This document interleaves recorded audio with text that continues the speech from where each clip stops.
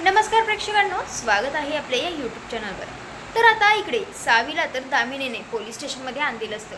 आता इकडे पोलीस आणि ते कॉन्स्टेबल आता इकडे जोरात आता इकडे तिला खूप प्रश्न विचारत असतात, तिच्यावर दबाव आणण्याचा प्रयत्न करत असतात। आता इकडे ती खूप परेशान झालेली असते, तिला समजत नसतं काय करायचं आणि काय नाही। ती रडकुंडी आलेली असते, ती बोलत असते की मला सोडा, मला घरी जायचंय, मला सोडा, मला घरी जायचंय। आता हे सगळं धैर्य बघत असतो इकडे सावीच्या डोळ्यात सुद्धा अश्रू असतात, ती खूप भिलेली असते। इकडे धैर्याच्या सुद्धा डोळ्यात खूप अश्रू असतात, तो बोलत असतो अगं आई प्लीज हे सगळं थांबव ना, इन्स्पेक्टर थांबव हे सगळं। आता इकडे तो खूप थांबवण्याचा प्रयत्न करतो, इकडे त्याचं कोणीच काहीही ऐकत नाही। आता इकडे त्यावर ते इन्स्पेक्टर बोलत असतात, सांगा मॅडम सांगा काय केलंय तुमच्यासोबत, त्या गुंड्यांनी काय केलंय, काय वागलंय। आता इकडे त्यावर ती बोलत असते की मला घरी जायचंय, मला घरी जायचंय। आता इकडे त्यावर दामिनी तिच्या जवळ येते आणि बोलते, सावी ऐक ना ग बाळा, हे बघ तुला माझ्या धैर्याला बाहेर सोडलेलं पाहिजे आहे ना, हे बघ तुला जे काही पण आठवते ना ते सगळं सांग प्लीज सावी प्लीज। आता इकडे असं म्हणून तिकडे ती विनंती करत असते। आता इकडे त्यावर इन्स्पेक्टर बोलतात, बघितलं का मॅडम, तुम्हाला स्वतः दामिनी मॅडम तुम्हाला विनंती करताय, आता तरी तुम्हाला सांगावंच लागेल काय झाले सांगा।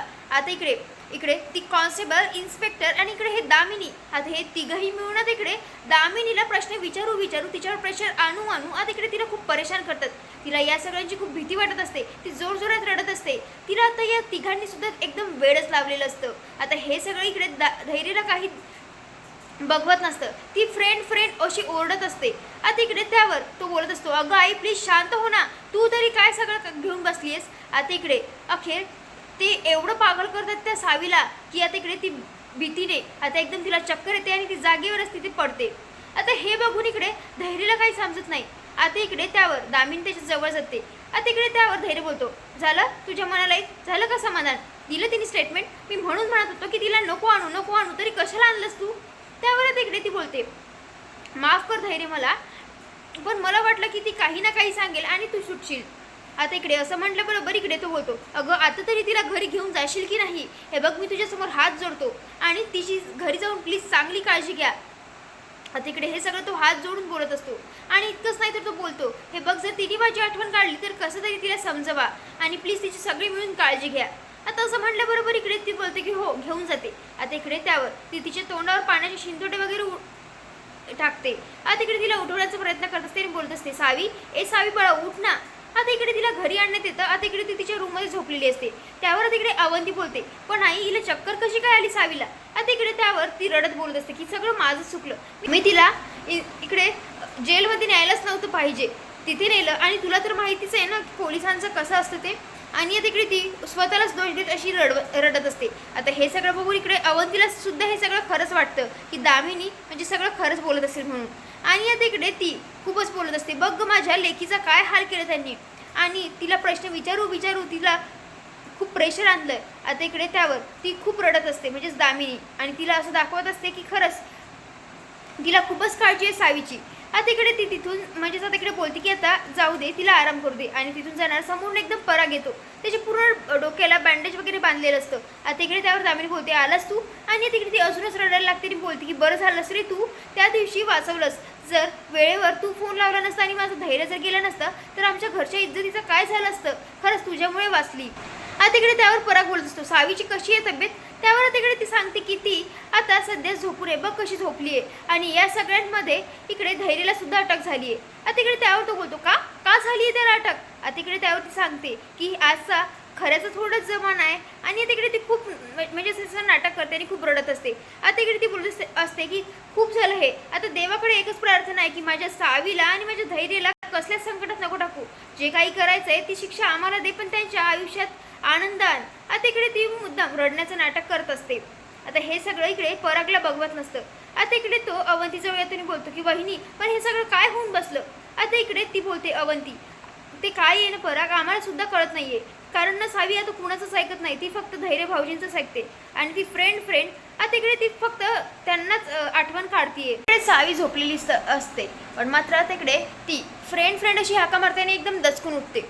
आता इकडे बोलते की फ्रेंड कुठे आहे, मला फ्रेंडकडे जायचंय. आता इकडे त्यावर अवंती वगैरे तिला समजवण्याचा प्रयत्न करते. ती बोलते की नाही, मला फ्रेंडकडेच जायचंय. आता इकडे ती एकदम उठून उभी राहते आणि जाण्यासाठी निघत असते. त्यावर आता इकडे तो म्हणजे पराग बोलतो की अवंती वहिनी, आता इकडे सावी कोणाचंच ऐकायचं नाही, मी एक काम करतो, पोलीस स्टेशनमध्ये जातो आणि तिथून व्हिडिओ कॉल करतो. आता इकडे त्यावर तो लगेच जातो. आता इकडे त्यावर सावी बोलत असते की मला फ्रेंडला आणा. आता इकडे त्यावर अवंती बोलते, हे बघ आता तो दादा गेलाय ना, आता धैर्य भाऊजींना आणाय ना, आता थांब आता लवकरच येतील. आता इकडे ती कशी बशी शांत बसते. आता इकडे हे जे असतात विलास आणि भास्कर, आता इकडे ते पत्रकारांना फोन लावून सांगत असतात की सगळ्याकडे गल्लोगल्ली आहे तिकडे खबर पोहोचली पाहिजे की धैर्य मुजुमदाराला अटक झाली पाहिजे म्हणून. आणि आता इकडे हे असे म्हणजे यांचं असं प्लॅनिंग चालू असतं. पण आता इकडे भास्कर जो असतो तो विचारत असतो. आता हे बोलून इकडे विलास बोलतो, काय रे भास्कर, कसला विचार करतोयस एवढा तू? त्यावर आता इकडे तो बोलतो, मला एक कळत नाहीये, आई हवं तर एका फोनमध्ये धैर्यला थांबवू शकली असती, पण आईने धैर्यला अशी कशी काय अटक होऊ दिली दादा? आता इकडे यांचा हाच प्रश्न पडलेला असतो. तितक्यात दामिनी बोलते की बरोबर प्रश्न पडलाय, यामध्ये माझाच हात आहे. आणि हे बघा आता मला ना या सगळ्यांमध्ये तुमची मदत पाहिजे. आता इकडे त्यावर ते बोलतात, म्हणजे नेमकं काय करायचं आहे? त्या नायकांच्या घराला उद्ध्वस्त करण्यासाठी आम्ही काहीही करू शकतो. त्यावर आता इकडे ती बोलते, हे बघ आता इकडे धैर्य, आता इकडे तो काही सकाळपर्यंत इथे येणार नाही, म्हणजे 10-12 तास आपल्या हातात आहे. आणि आता सावी तर पूर्णपणे अडकलेली आहे. आता आपल्याला असं काही तिला म्हणजे वेड्यासारखं भासवायचं आहे, असं तिला त्रास द्यायचा आहे की सगळ्यांना समजलं पाहिजे की ती वेडी आहे. आणि तिला असं त्रास द्यायचा आहे की तिने स्वतःचा किंवा दुसऱ्यांचा जीव घेण्याचा प्रयत्न केला पाहिजे. आणि आता असं म्हटल्याबरोबर तुम्हाला दुसरं करायचं आहे ते म्हणजेच आता इकडे यांचं बोलणं चालू असताना नीता येते. आता एकदम ती दार वाजवते. आता इकडे ती म्हणजे तिकडे हे दोघंही दार उघडतात. आता इकडे ती विचारत असते की भाऊजींना म्हणजे तिकडे जेलमध्ये म्हणजे त्यांना अटक तर झाली आहे, पण त्यांना डबा द्यायचा आहे का? त्यावर तिकडे भास्कर बोलतो, काय ग, मी पण गेलो होतो जेलमध्ये, मला नाही आले तू डबा घेऊन. आता इकडे त्यावर इकडे दामिनी बोलते की नाही, काही गरज नाहीये, इकडे इन्स्पेक्टरनी सांगितलंय की आज तो सगळं काही तिथलंच खाणार म्हणून, आणि म्हणून आता इकडे तिला जायला लावते. आता इकडे नीता विचार करते की हे भाऊजी आणि आई मिळून इकडे काय बोलत असतील, म्हणजे काही नवीन संकट तर नसेल येत ना त्यांच्या आयुष्यात. आणि इकडे ती देवाकडे प्रार्थना करते की देवा त्यांच्या आयुष्यामध्ये आता कुठलंही नवीन संकट नको येऊ देऊ म्हणून. पण आता इकडे नीताला काही ना काही त्यांच्यावर डाऊट आलेलाच असतो. आता इकडे दामिनी सांगते की हे बघा आता नंतर ना तुम्हाला पागलांच्या हॉस्पिटलमध्ये फोन करून त्यांना बोलवायचं आहे. आणि आता इकडे मग कायमची सावी जी आहे त्या पागलांच्या हॉस्पिटलमध्ये जाईल आणि धैर्य इकडे. आता इकडे त्यावर ते दोघंही बोलतात, पण असं सगळं काही धैर्य होऊ देईल का? त्यावर तिकडे ती बोलते की तिला इतकं वेडं करायचंय की ती स्वतःचं धैर्याचंच काय स्वतःचं सुद्धा नाव विसरली पाहिजे. आता यांचा असा प्लॅनिंग झालेला असतो आणि तिकडे हे कामाला सुद्धा लागलेले असतात. पण मात्र आता इकडे पराग इकडे पोलीस स्टेशनमध्ये आलेला असतो. इकडे तो हवालदार काही भेटू देत नाही आणि बोलतो, तुम्हाला काय हे काय कट्टा वाटलाय काय रे, भाई यायचं आणि केव्हाही जायचं? त्यावर तिकडे तो बोलत असतो, हे बघा साहेब प्लीज भेटू द्या, त्याच्या बायकोला त्याची खूप गरज आहे. त्यावर तिकडे तो बोलतो, वा रे वा, म्हणजे तुला आता भेटू देऊ, मग त्याच्या बायकोला इथं काय गुलू गोष्टी करायला, इथं काय हे कट्टा वाटलाय का तुम्हाला? आता इकडे तो काही ऐकत नसतो. आता हे पाहून इकडे धैर्य आता इकडे त्याला रिक्वेस्ट करत असतो. इकडे तो कोणाचंच ऐकत नसतो. इकडे पराग लगेचच त्याच्या खिशामधून पैसे काढतो आणि गुपचूप त्या हवालदारच्या हातात देतो. आता इकडे त्याला 5 मिनिटं देण्यात येतं.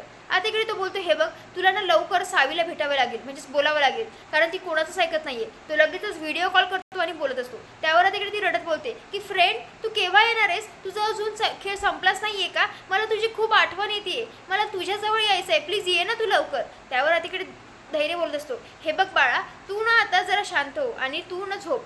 मी ना म्हणजे ते काय झालंय ना, आम्ही खेळत होतो, पण आता ना या सगळ्यांमध्ये मी पोलीस झालोय ना, आणि तिकडे सगळ्या चोरांना मला त्यांना शिक्षा करायची आहे म्हणून मी ते अटकलोय. पण ना तू आता मस्त आराम कर आणि तुझ्यासाठी मी गंमत आणतो, तुझ्यासाठी ना चॉकलेट्स आणतो येताना, तू झोप, मी सकाळपर्यंत तुझ्या सोबतच असेल. आता असं म्हटल्याबरोबर इकडे सावी बोलते, नाही मला नकोय चॉकलेट्स वगैरे, मला फक्त तू हवाय, तू केव्हा येणार आहेस? त्यावर इकडे धैर्य कसं बसं तिला समजवतो आणि आता इकडे ती समजते सुद्धा आणि आता इकडे ती गुड गर्ल सारखी झोपते सुद्धा. पण आता प्रेक्षकांनो आता इकडे नवीन संकट त्यांच्या आयुष्यात येणार आहे, पण आता इकडे धैर्य सावीला वाचवायला येणार की नाही, आता हा मोठा प्रश्न पडलेला आहे. हा भाग कसा वाटला नक्की कमेंट करून कळवा. धन्यवाद.